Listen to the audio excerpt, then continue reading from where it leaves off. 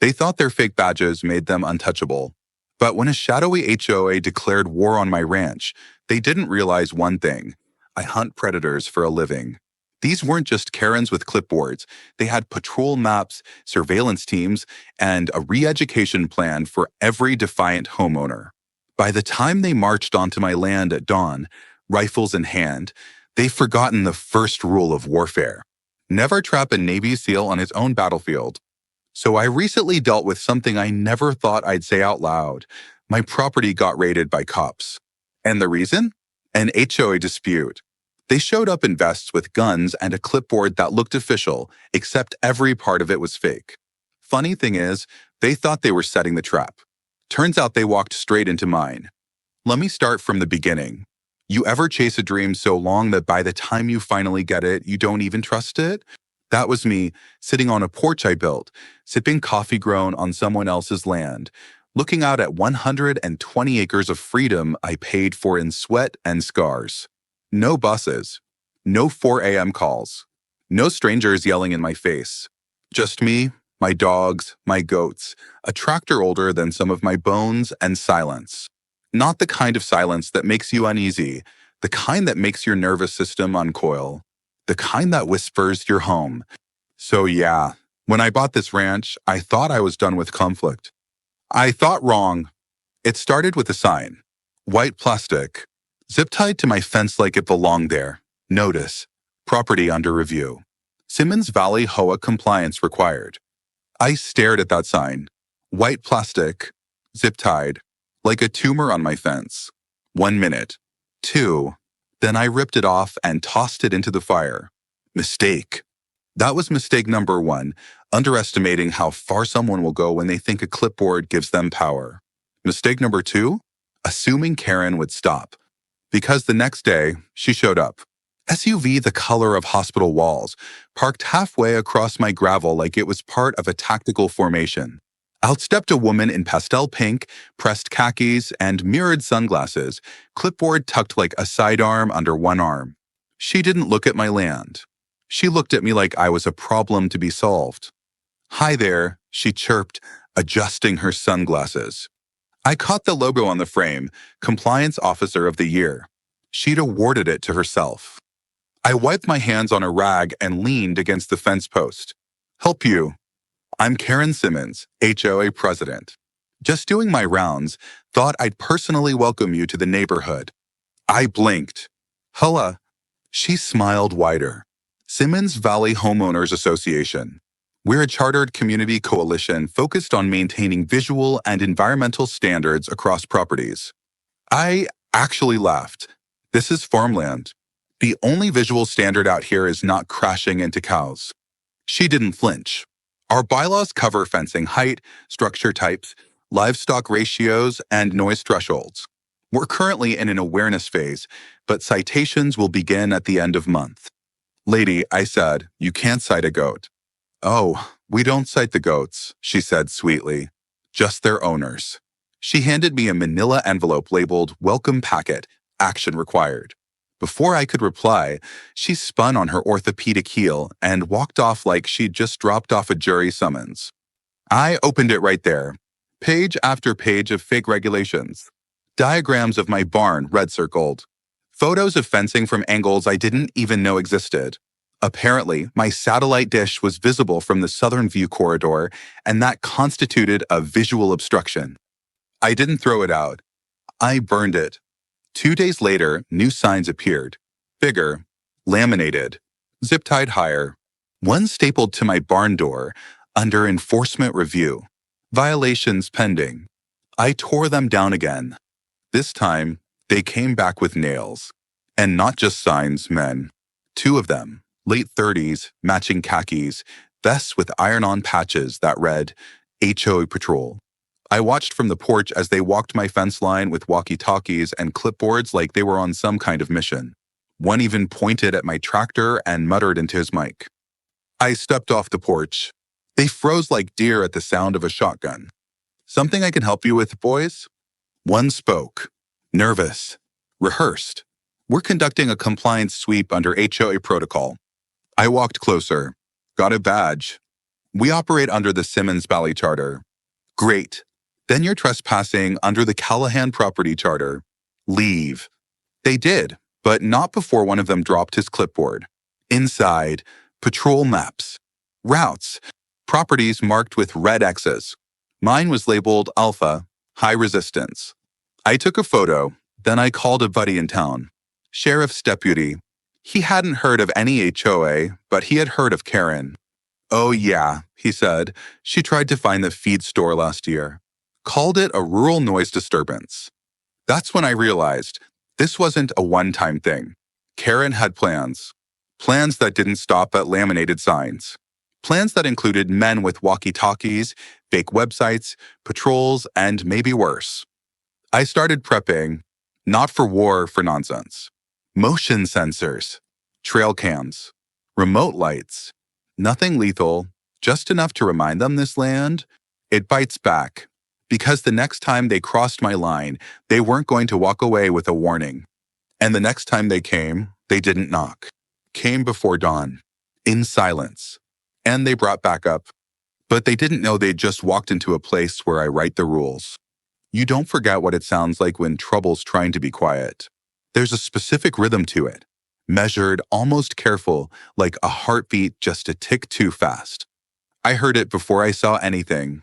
The wind was dead. Sky still black. Even the chickens hadn't started their usual morning arguments. But that crunch on the gravel? Too heavy to be wind. Too light to be a truck. Too damn coordinated to be deer. I didn't panic. Just grabbed my boots and mug already half full with yesterday's reheated coffee. Muscle memory. I didn't have to look, already knew they were back. Fake HOA troops. Karen's clipboard commandos. I'd figured they'd try again, just not this soon. I stepped into the kitchen and flicked off the interior lights. Quieted my breathing and listened. Crunch. Pause. Multiple. 5, maybe 6. I moved to the side window. Out by the barn, 5 shadows moved in a lazy arc, flashlights off. Radio earpieces in. Vests. Khakis. One guy had a clipboard again because apparently even paramilitary LARPers need paperwork. But the kicker? They had headlamps now, strapped to their foreheads like coal miners or discount special forces. I crouched low and scanned. 3 of them veered off toward the east fence where Linda the goat slept like royalty. 2 others hung near the front gate. Then came the voice, crackled and half-whispered through one of their radios. Team Alpha in position. Begin sweep. Target is presumed armed but compliant under Phase 1. Target presumed armed. Phase 1. I chuckled, because what else do you do when the neighborhood watch thinks they're raiding Osama bin Farmer? But the laugh didn't reach my eyes. Something in me had already shifted. That old hum returned, the one I hadn't felt since Kandahar. The weight behind eyes. The coiled breath in lungs. Awareness. Training. Threat assessment. I moved to the mudroom. Slipped on coat with the emergency light trigger in pocket. Not because I needed it, wanted to see what happened when they saw me. Back outside, they crossed the second fence. Quiet. Confident. Until one of them tripped the wire. Click. And then boom. Not an explosion, a flood of light and sound. High-beam floodlights burst on like I'd summoned God with a remote. Sirens screamed from 4 different spots. The barn lit up like Times Square. 2 guys dropped flat. One screamed and dove behind the water trough. Another collided with Linda's enclosure. Bad move. Linda rammed him in the thigh, flipped over, and then stared down at him like she expected him to explain himself. I stepped onto the porch. Didn't rush. Didn't yell. Just sipped my coffee and said, "Good morning, gentlemen. Y'all planning to announce yourselves, or were you hoping for the element of surprise?" One of them straightened. Clipboard guy. We are acting under HOA Emergency Code 7A to seize non-compliant property. Emergency Code 7A? I raised an eyebrow. Did y'all make that up in a coloring book? He didn't flinch. We are empowered by community vote to remove unauthorized structures, reclaim misuse of land, and enforce property value security. You going to enforce it with that clipboard? Another one, shaking, sweating, raised something. It looked like a taser. This is a citizens enforcement zone, he said, voice cracking. We are within operational bounds. I took one step down from the porch. They're in my yard, armed, threatening seizure of property under fake laws printed on a library computer. Clipboard guy pulled out a folder. This document authorizes us. I snatched it. Half the pages said draft. One had a coffee stain and what looked like a slice of melted cheese stuck to the corner. This looks like it was written by a sleep-deprived 10th grader with control issues. Suddenly, gravel, tires, a car, but not one of theirs. Sheriff Langston. Red and blue lights stuttered down the driveway like divine intervention. Squad car rolled in, slow and loud. The HOA enforcers froze. Clipboard guy turned. Abort. But it was too late. Langston stepped out, squinting into the chaos. One of fake cops was still being screamed at by Linda. Another had buried his face in the dirt like it offered legal protection. Langston looked at me, deadpan. Callahan, what the hell is this? Prairie Theater. Opening act, I said. HOA SWT team. Langston turned to the group. Hands where I can see them. Dropped the clipboards. One guy actually said, we're acting under civilian compliance jurisdiction. Langston walked right up, grabbed the badge on his vest, and ripped it clean off. Buddy, this says Compliance Officer Tier 2. You're lucky it doesn't say Mall Cop. He held up a binder. Leather-bound. Homemade. The cover. Simmons Valley Compliance Authority Internal Codex. Langston flipped through. Color-coded charts. Rank structure. Lamination. God help me. There were pages labeled violation classes. Langston read aloud. Class 1 violation. Fencing misalignment. Class 2. Unauthorized rooster activity. Class 3. Hostile resident behavior. He snapped the book shut. I've seen cults with fewer rules. One guy blurted out, we were told to enforce protocol. By who? Tyrants? Langston glanced at me. 3 arrests. 2 citations. 1 full report filed with the county investigator. But the kicker? Langston found a list tucked in the binder. Spreadsheet with names. Mine highlighted red. Obstructionist. High threat. Others crossed out. Langston whistled. You know any of these? Yeah, I said. Neighbors. 2 sold out this year. 1 went dark. Isn't just HOA cosplay, he said. This is coordinated. Targeted. He sighed. I'll call in a fraud investigator. Maybe even the feds. But you should know Karen's doubling down. She's not quitting. I already knew, because later that night, a certified letter landed in my mailbox.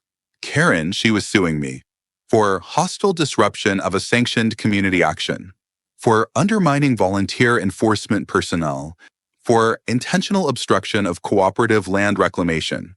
And the worst part? She had a real lawyer. Someone was funding her. Someone with more reach than a folding table and a clipboard. Tucked inside the envelope was a list of names. Not just mine. Not just neighbors. But one name I knew better than anyone. Someone I'd shared beers with. Someone who helped build my barn. And next to their name, a single word, informant. They say power corrupts. But what nobody tells you is how fast it happens when the only thing standing between someone and total control is a clipboard. Karen didn't fold after the arrests. She didn't back down. She doubled down and dragged the whole damn neighborhood with her. It started with the flyers.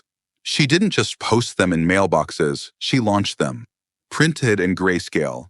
Clipped to plastic stakes and stabbed into the ground at the entrance to the road like military signage.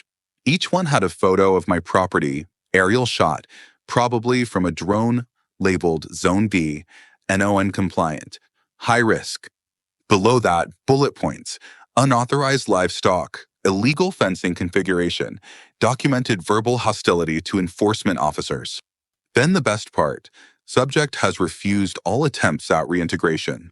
Neighbors are advised to avoid unsanctioned contact. I couldn't believe it. She was distributing social exile notices. But the worst of it? It worked. Neighbors who used to wave stopped making eye contact. The guy who sold me feed quietly raised his prices. One of the families who came to my 4th of July cookout last year posted a message in the community group. We support order. We support community standards. If you're not part of the solution, you're part of the risk. I stood in my field, staring at a sign about hostile goats, and realized this wasn't a petty feud anymore. Karen was building a regime. And then she held the rally. In her driveway. No chairs. No permits. Just a fold-out table, a microphone, and poster board that read, Emergency Compliance Briefing, Tier 3 Response. I stood across the street. Didn't hide, just watched. At least 15 people showed up. Some looked confused. Some scared. A few were already wearing HOA-branded safety vests. Karen tapped the mic. We're under siege, she said. And it's coming from within. She held up one of the flyers with my property photo. This resident has refused compliance for 3 consecutive review cycles. He has verbally threatened officers. He has refused dialogue. She pointed at me. He thinks he's untouchable, but no one is above the rules. She passed out flyers like communion wafers. He may call it freedom. We call it negligence. Disorder. I shouted across the road, You call a goat screaming at 6 a.m. a security threat? Karen ignored me. Effective immediately, the HOA is initiating a community isolation protocol. Residents are discouraged from contact. No favors. No support. No engagement. The crowd nodded. Some clapped. That was when I realized it wasn't just propaganda. She had followers. Later that night, I found a notice in my mailbox. It wasn't mailed. It was laminated. Resident classification. Tier 3. Critical non-compliant. Under it, remove livestock, paint barn neutral gray, attend re-education seminar, and submit apology statement to board. There was even a time and date listed for the seminar. Location, Karen's garage. One of the sessions was called Silent Fences, How Your Property Speaks for You. I nearly choked. This was Orwell with a polo shirt. But it got worse. 2 of my trail cams went offline the next day, then a third. When I checked the wiring, they'd been cut. Langston came out. You think it's her? She's the only one who knows where I put these. He nodded. She's not just posturing anymore. That night, a white sedan parked 2 properties down. Didn't move. I watched it through binoculars. Tinted windows. No tags. Just idling. I walked toward it with a flashlight. The engine revved, and it peeled out. The plates registered to something called Community Horizon Outreach. The director? Karen. She'd built a shell nonprofit just to cover surveillance. And then came Max. My dog. Border Collie. 8 years old. Smarter than most people I've worked with. That night, I heard him whimpering near the barn. I found him behind the ATV. Shaking. One paw bleeding. He yelped when I touched it. Blood. Deep cut. Embedded glass. I faced RPGs and IEDs, but holding my dog, blood seeping through his fur, that's the only time my hands ever shook. I checked the barn floor. Found it. Jagged shards scattered near the rear door. Green. Brown glass. Purposefully hidden. I didn't yell. I didn't cry. I just picked him up and whispered, It's okay. I've got you. Langston arrived 20 minutes later. He swept the area, took samples. This wasn't an accident, he said. This was a message. And he was right, because I'd reached my line and Karen had just danced over it. The next day, I went public. I uploaded everything. The video of fake raid, the fake seizure warrants, her flyers, Max's injury, surveillance logs, the HOA's lawbook and laminated re-education guides. I posted it with a caption, When the HOA thinks they're the FBI. Within hours, the video exploded. Comments, shares, messages from other rural homeowners who'd seen the same tactics in their areas.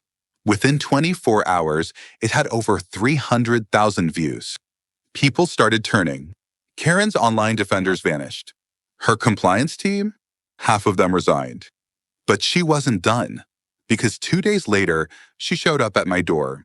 No clipboard, just a manila folder. No smile. You think this is about goats? I said nothing. You think this ends with me? She stepped forward, voice low. You've kicked something you don't understand. She handed me the folder, then walked away. Inside, printed emails, signed memos, a document labeled Regional Initiative, Rural Behavioral Management, Phase 2. It had government seals, contacts I recognized, people I'd worked with years ago. It wasn't just HOA nonsense anymore. This wasn't local. This was federal. That folder didn't just implicate Karen, it exposed something bigger. A plan, a network, and my name was listed as primary resistance node. They thought I'd be easy to silence. They forgot who I used to be, and what I still am. The folder sat on my kitchen table for 6 hours before I opened it again. Not because I was afraid of what I'd find, because I already knew what it meant. It had government headers, agency abbreviations, real formatting, not the stuff Karen printed at the UPS store. Top page, Rural Behavioral Management, Phase 2. I stared at it like it was an old enemy, because in a way it was.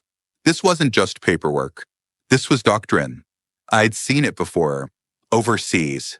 Back when our job wasn't to fight, it was reshape communities. Post-conflict engagement zones, they called them. But we knew what it really was, control through soft power. Change the signs. Change the rules. Change the way people talk about their neighbors. And now it was here, in a 3-ring binder, carried to my doorstep by a woman whose hobby was code enforcement cosplay. Langston pulled up 2 hours later. I didn't say anything at first, just slid the folder across the table. He opened it, flipped through page by page. Where'd you get this? She gave it to me, on purpose. She said I'd kicked something I couldn't stop. Langston closed the folder. Then he called the county attorney. She came out same day. Tough, sharp, wrote notes with an investigator and a portable scanner. They took the folder apart, scanned every page, ran the headers, verified stamps. Then she looked at me. Did you know this program? I knew the people who built it. She blinked. You were in on this? No, but I was in the room. State got involved fast. Within 24 hours, we had a warrant. Karen's name was now tied to at least 5 separate cases across county lines, all involving false citations, impersonation, and real financial loss. The goal had always been land. Quietly push out rural owners, consolidate properties, enforce uniform standards through scare tactics and bureaucracy. Karen wasn't the author. She was the test pilot. Langston and 2 agents rolled out the next morning, warrant in hand, cruiser out front, dash cam rolling. They knocked. Nothing. Knocked again. Curtains shifted, but no answer. Finally, she opened it, wearing that same smug smirk, clipboard in hand, like it had diplomatic immunity. Do you have a warrant? Langston held it up. She didn't even flinch. You're making a mistake. You first, he said, stepping inside. The search started in her study. Books, maps, a fake HOA ledger, then the real find. Behind a false panel in the bookshelf, a narrow doorway. No knob, just a sliding latch. Inside, a back office. It was surgical. Wall-to-wall binders. A whiteboard with names and faces. Maps. Schedules. Rotation charts. A bank of monitors, all turned off. 3 of them had camera feeds still paused. One of those was my barn.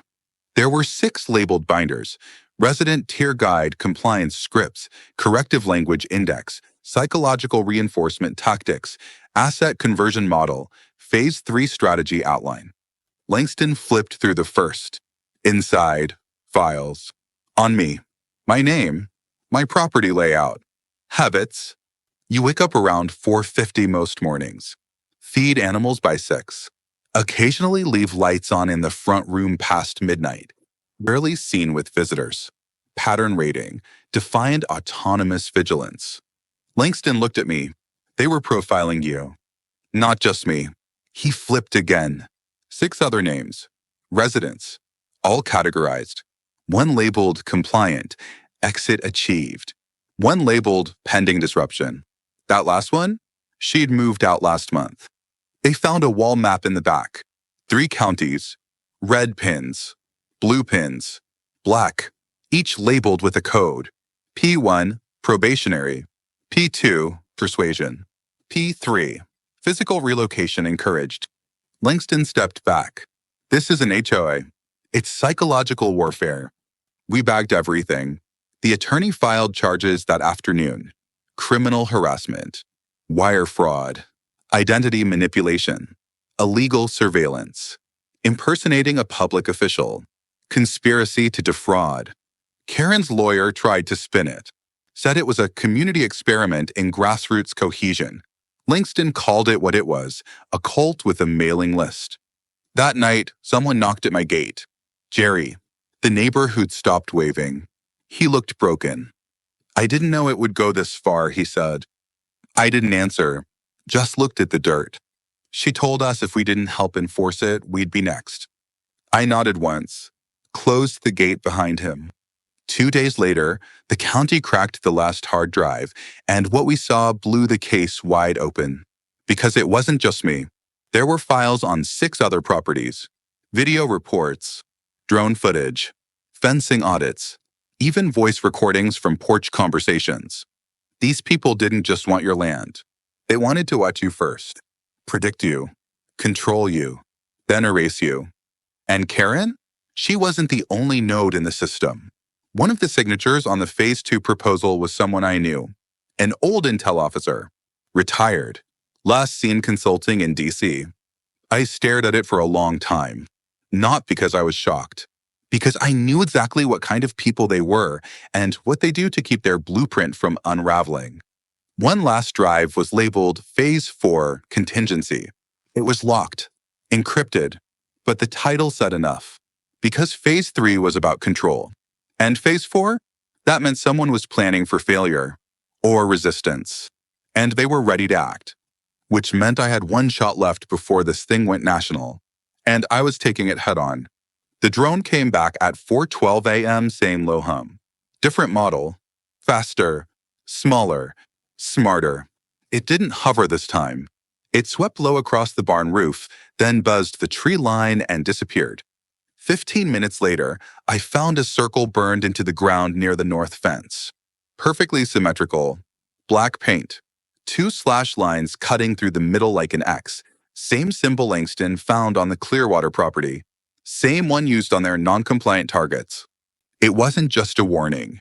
It was marking. And whatever it meant, they were coming. They didn't knock. They didn't call. They didn't send another flyer. Just walked in. 3 of them. No headlights. No vehicle in sight. I spotted them on the southwest cam first. Thermal signature said they'd been sitting in the woods for 20 minutes. Now they were approaching my driveway. Black vests. Boots. Walkie-talkies muted. One held a clipboard. The other 2 had rifles. Real ones. Clean. Tightly slung. I didn't panic. I shut the laptop. Locked the barn. Walked calmly back to the porch. Watched them. Didn't speak. They didn't either. Then clipboard guy stepped forward. We're here for seizure protocol. You think this is legal? I asked. He didn't blink. You failed to comply with re-education notices. Your vehicle and property are listed as forfeitable under Emergency Clause B9. He pulled a page from his folder and held it up like it meant something. You've been designated as a primary resistance node. The man to his right twitched, kept glancing at the trees, kept adjusting his grip. The one on the left? Calm, too calm, eyes glassy. Focus not on me, the door behind. You're outnumbered, clipboard guy said. Don't make this hard. I stepped forward 1 pace. Tell me something, I said. Who trained you? He hesitated. That's when I knew they weren't real. Not law, not military. They were believers. I took another step forward. He stepped back. I tapped the silent trigger on my watch. Steel barriers rose from the driveway with a low hiss. Motion sensors pinged. Floodlights engaged. Not steady beam strobes. Red. Disorienting. Meant to confuse. Clipboard guy shielded his eyes. Twitchy guy raised his rifle. That was his mistake. My deck rig kicked in. 2 flashbangs deployed from opposite corners. No shrapnel, just pressure and sound. Loud enough to reset your brain for 30 seconds. They dropped. And just like that, my field turned into theirs. Except I'd planned for this. As they flailed, I moved under the side stair, rolled right, hit the failsafe line I hadn't tested in 2 years, a buried cable set to trigger an old theft deterrent system I had rigged for equipment haulers. Across the field, 4 directional sirens fired up, piercing, oscillating frequency coded to bounce off the barn and scatter echoes. Sound disoriented them instantly. Twitchy guy staggered, rifle half-raised, blind. I closed the distance, grabbed the barrel, twisted, drove his shoulder into the gravel with my full weight. He didn't even fight. The calm one turned to run, but stopped cold. Langston's cruiser had arrived. No siren, no lights, just his voice. Weapons down. Now, he stepped out, sidearm drawn. Back up behind him. Real law, real response. Clipboard guy tried to reach for something. Langston fired a warning shot. Not into the air dirt. A puff of dust between the man's boots. He froze. I said now. They dropped their weapons. All of them. For more emerged from the woods. Hands raised. 7 in total. Armed. Trained poorly, but enough to be dangerous. Langston cuffed the first one. Turned to me. They said they were part of something bigger. I nodded. They're not bluffing. Karen.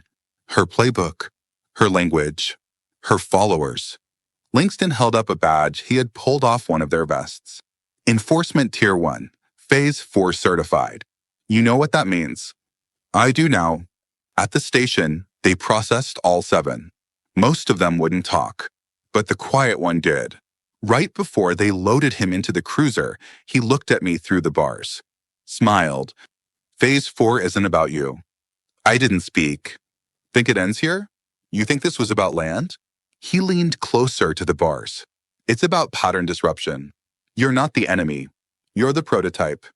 Then he winked and they took him away. We found more on them. Forged IDs, maps, training schedules. One of them had a printed set of instructions for emergency engagement scenarios. Another had a laminated citizen arrest card. But the most disturbing find? A group photo, 10 people, all in vests, all with fake patches, Karen in the middle, and a title above it, Phase 4 Ground Team, Unit 7, which meant there were at least 6 more. Langston and I stood on the porch later that night, Max at my feet. The air still hadn't shifted. You think they'll come again? He asked. They won't stop, I said. Not until this goes public. Or I disappear. He looked at me sideways. You have a plan? I nodded toward the last uncracked drive on my table. It's labeled with a name. You going to open it? Not yet. He waited. What are you waiting for? I looked out across the field. Leverage. Because inside that drive was the final piece. And once I opened it, once I saw what they had on me, I wouldn't just be defending my land. I'd be dragging the truth out of shadows. And it wouldn't just end Karen's legacy, it might end mine. The last drive didn't come with a label. Just my name, Callahan, sharpened in block letters. No logo, no date context. It sat on my kitchen table for 4 days. Not because I was scared, but because I knew once I opened it, once I saw what was on there, there'd be no going back. Langston offered to run it through evidence systems. I said no. If they'd spent this much time watching me, then they deserved to see me watching back. When I finally clicked it open, the screen flashed once. Then a logo appeared. OPRM, Operational Rural Management. Not HOA. Not county. Not Karen. Federal. A program I hadn't heard mentioned in a decade. I knew the name because I'd helped write part of it 12 years ago. I'd submitted a report. Outlined weaknesses in rural command structures. Suggested techniques for post-instability recalibration. They hadn't just used my report. They built this entire framework from it. The drive held 4 folders: Phase 1, Infiltration; Phase 2, Conditioning; Phase 3, Pressure; Phase 4, Correction. Inside, me. Drone footage. porch cams, audio from the barn, conversations with Langston. Every file had a label, subject, Callahan, classification, autonomous strategic influence, resistant. Then came the recording, my own voice, a call from years ago, outlining protocol for managing outlier behavior clusters. They didn't just weaponize a system against me. They used my own damn blueprints. Next were the personnel files. Karen's HOA presidency. Funded, promoted, managed. Her flyers, her committees, compliance task force. All part of a beta rollout under a shell nonprofit. She wasn't the architect. She was the instrument. And I wasn't the enemy. I was the test. Then came the final file. Message. Terra Alpha. Karen appeared on screen. Clean. Calm. Smiling. Like this was a church announcement. If you're watching this, then you saw the truth. I didn't start this, but I believed in it. Still do. People like you don't obey. Disrupt. That's why we needed you. Showed us what resistance looks like and how to break it. Then she smiled and the screen cut to black. I sat in silence. Not because I was broken, because I was steady. Langston showed up an hour later. You opened it? I nodded. How bad? Enough. He waited. What now? I ended. I didn't go to the press. I went to the source. File.